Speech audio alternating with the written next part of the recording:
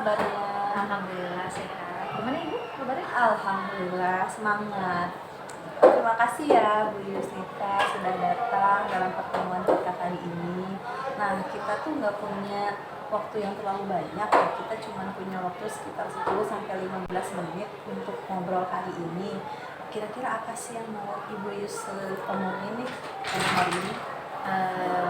Terkait itu sih Bu, terkait materi dan kesesuaian waktu yang disediakan oleh LMS.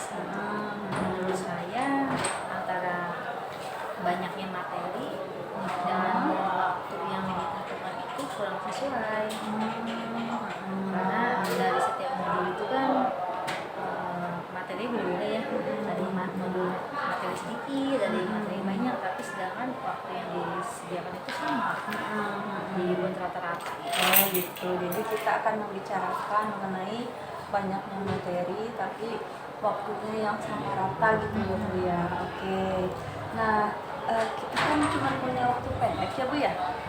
Apa sih yang pengen didapat dari obrolan kita kali ini? Jadi di modul 2.3 ini Ibu Yuse itu membutuhkan waktu sekitar 2 minggu untuk memahaminya gitu ya.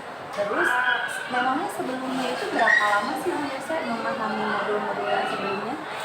Kalau untuk memahami modul yang sebelumnya itu bisa 5 hari sebelum due saya bisa selesai. Gitu.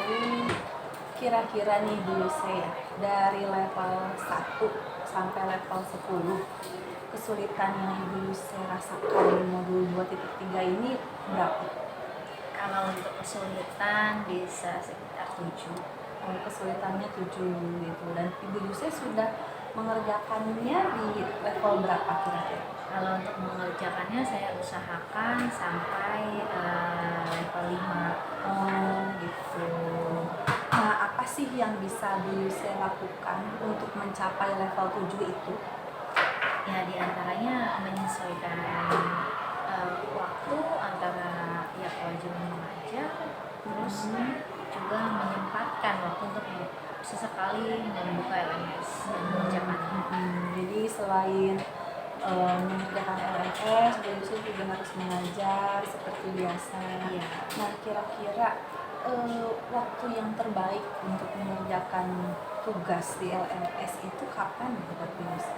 Menurut saya ya selesai dari kegiatan mengajar karena sudah tidak ada distraction lagi.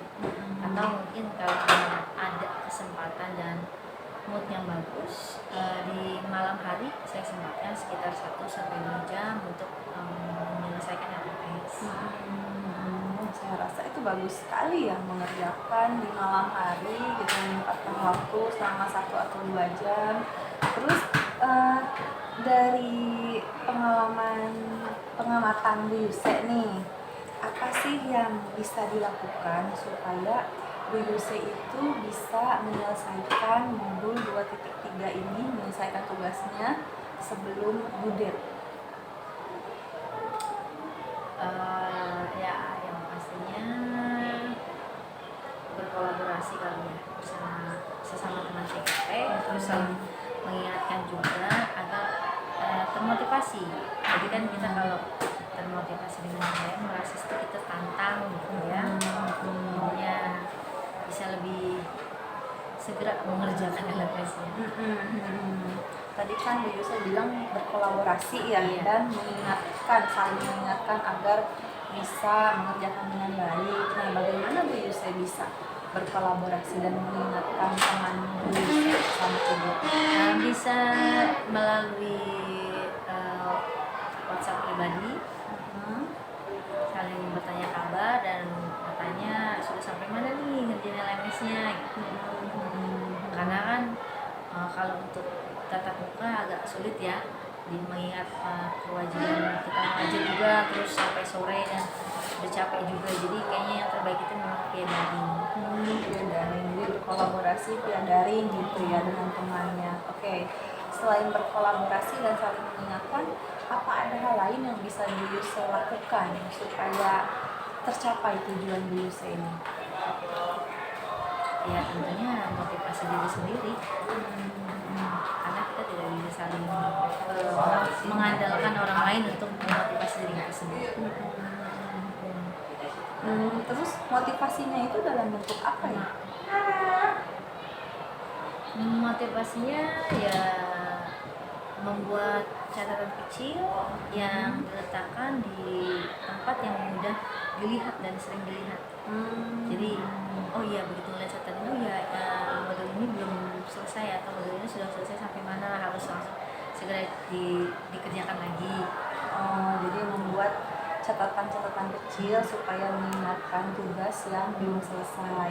Iya. Nah, dari kesekian pilihan, kira-kira yang dapat Ibu Yuse lakukan nih, kan sekarang kita ada juga kan untuk tugas yang berikutnya gitu di minggu ini. Kira-kira yang dapat Ibu lakukan dalam waktu dekat apa sih?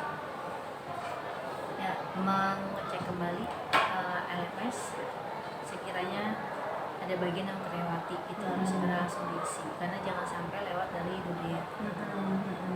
Jadi mencatat hal-hal Iya. yang tadi ya. Oke. Mencatat hal yang tadi. Kira-kira kapan Bu Yuse bisa mencatat sesuatu di LMS itu? Mungkin bisa di sela-sela kegiatan belajar mengajar, ketika siswa diberikan latihan soal, itu kita bisa menyempatkan diri sekitar 5-10 menit untuk melihat-lihat LMS-nya. Oke nih Bu Yuse nih, tadi kan ada membuat catatan ya. Nah, siapa sih yang dapat membantu Bu Yuse untuk mengingatkan Bu Yuse untuk membuat catatan itu? Yang kalau untuk di sekolah sepertinya rekan-rekan sejawat ya, rekan sejawat, teman-teman saya. Biasanya saya suka sharing nih, ini sedang melakukan tugas ini, sudah sampai mana sini gitu. Nah, lagi juga suka nanya, coba lihat ini lagi mana sih, itu lagi buat catatan. Nah, catatan itu saya tempel di meja, biasanya mereka suka ingetin, Kak ini ya sampai mana nih, ini belum dicekis nih, seperti itu. Oke, jadi rekan-rekan sejawat di sekolah Iya. ya. Wah, kita udah ada di ujung sesi nih Bu Yuse nih. Apa sih yang Bu Yuse dapatkan dari sesi ini? Alhamdulillah sih saya sedikit tercerahkan ya, karena mungkin ada teman sharing, jadi nggak mengeluh sendiri, jadi ada sedikit solusi. Gitu, iya. Oke, kalau gitu kita ketemu lagi minggu depan ya, Bu Yuse ya. Saya pengen dengar ceritanya tentang catatan-catatan kecil yang sudah Bu Yuse lakukan. Setelah kita selesai dari sesi ini, apa sih perasaan Bu Yuse?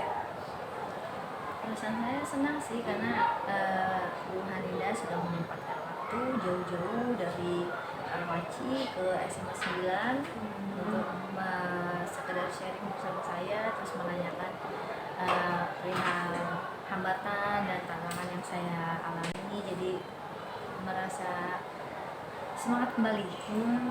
Ya, harus tetap bersemangat ya Bu Yuse ya. Terima kasih Bu Hani yang sudah berkunjung ke SMA 9. Oh iya, sama-sama Bu Yuse. Semoga LMS-nya bisa dikerjakan ya Bu ya, sesuai dengan due date-nya ya. Ya, Nah,